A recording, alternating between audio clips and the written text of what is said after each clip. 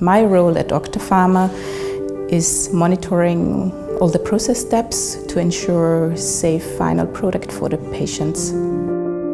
I monitor the process from plasma donation to the final container, to the final product that goes directly to the patient. Our products are manufactured according to all national and international guidelines.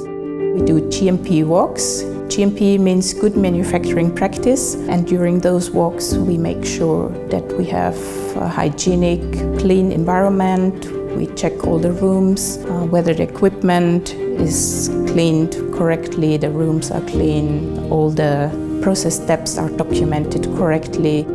After a batch is finished, the batch records record all the process steps. We have to check that everything has been produced according to specifications and rules.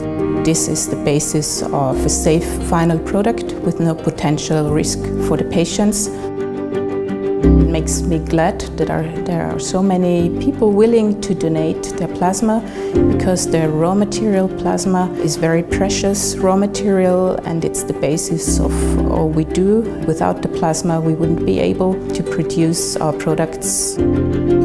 I'm really proud of being part of the Octapharma family. Octapharma produces great products that can really change patients' lives or even save their lives, and it motivates me highly in my daily work.